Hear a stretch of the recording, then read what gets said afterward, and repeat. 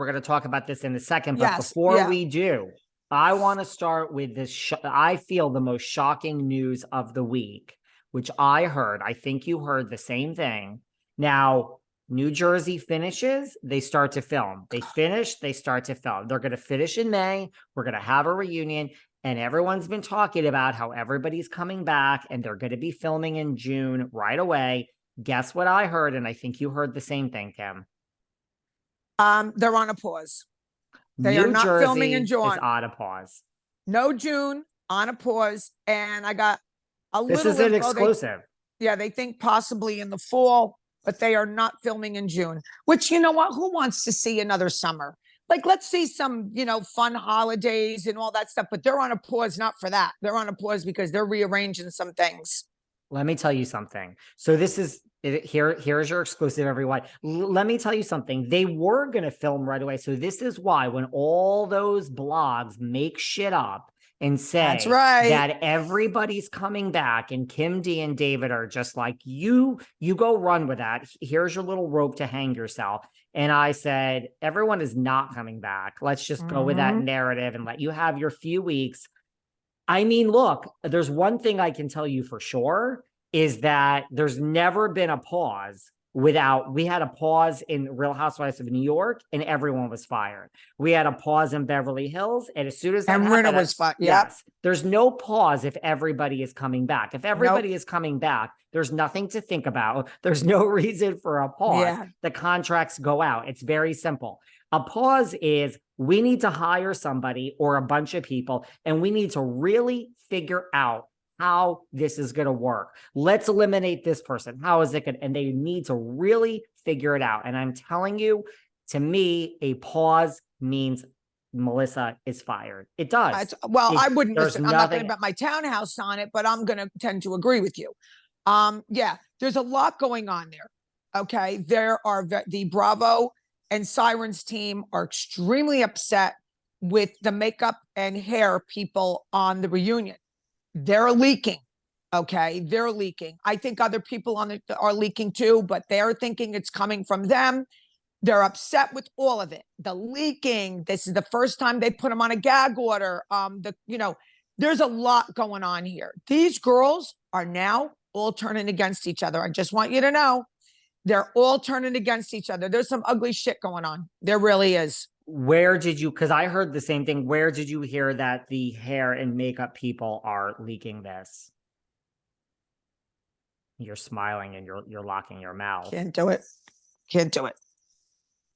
And that's the thing. These D-list bloggers take something and run with it because it's leaked. And you have to ask yourself, why is this being leaked? Like right now, if the phone rang and Margaret Josephs, who's no longer my friend, told me something, I would say to myself, I don't know if I believe you because you hate Jennifer, you hate Teresa, and vice versa. You have to look at why is someone telling you this before you go and say exclusive. And nothing, you got things are leaked that are not true all the time because because you are a pawn, people. You are a pawn, and if you don't realize that, you are amateur hour.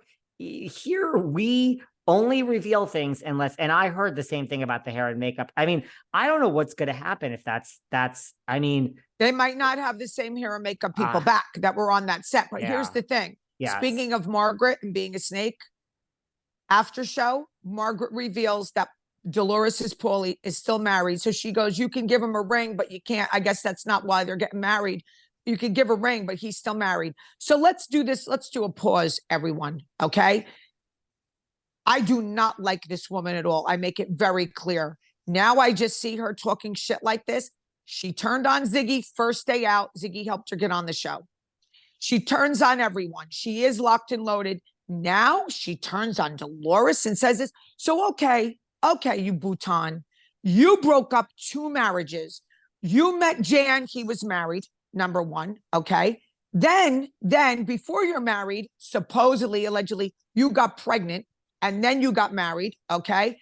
Then you're friends with Joe and his wife, your new husband now. You broke up that marriage, okay?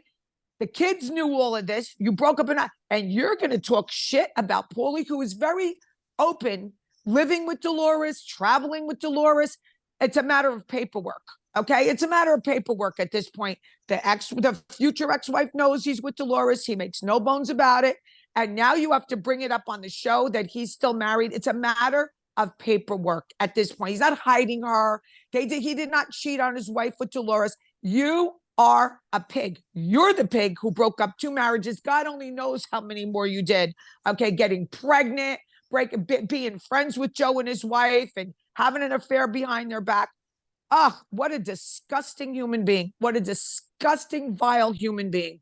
Sorry. Well, you are, again, I've said this before, when Real Housewives of New Jersey is over, or when each person, maybe it'll go on, when Dolores is gone and when each person is gone, I'll say it again, 20 years from now, you will still be friends with Frank Catania and Dolores. Whether these listeners know that or understand that or not, Margaret has come in. They're not going to stay in touch. Listen to me. After this, I mean, they might be on a show together, but I mean, what she had to, she felt the need to bring that up. Like, are you kidding me, Margaret? Get over yourself. You, out of all the people, have no right to talk about anyone's virtue. You have zero. You never did. Zero. Well, let me ask you this, because, you were just at the Andy Cohen book signing with Dolores. You speak to Dolores very regularly. She buys clothes. She comes over. Have you spoken to your friend Dolores? How does she feel about this statement by Margaret? Just text her this morning. Are you up? Because I'm up early. And I sent it to her. I am fucking furious. Okay. So I haven't heard anything yet from Dolores. There might be some things I can reveal, some things I can't, but I did text her this morning, like, you gotta be kidding me. You just gotta be kidding me. And someone DM'd me and said, so wait, so she's coming for Dolores next? Yeah. Where have you people been? She's coming for one of 2 people next season. Cabral, because now we got some nuggets on her, or Dolores. Cabral is kind of the new it girl, so she might see her as the one to take down, but she might choose to take down Dolores. It's one of those 2 guys. She might take both. She talks shit about everybody. Listen, she did a lot of stuff to Cabral, said some pretty mean things to her, but supposedly Cabral, wouldn't let Laura come into her fundraiser because of Margaret. I mean, these she's girls playing the game. Cabral's playing the game. Speaking of Cabral, you saw that, that whole thing that's now surfacing, that you have PR and you have a team, and you got to pay them. And they, submitted I'm sure there's 2 sides to every story, but look, I'm in the business. I know how it works. I have people. So when someone gets you an opportunity, even if you pay them a retainer of $5,000 a month, there's usually in the contract, if they secure an opportunity, you pay them 20%. You could maybe talk it down to 10% or something to that effect. Right. But so let's just say they got her the job, which they said that they sent an email and they got back and she's in the mix. So, if the first year salary is 60, although I'm starting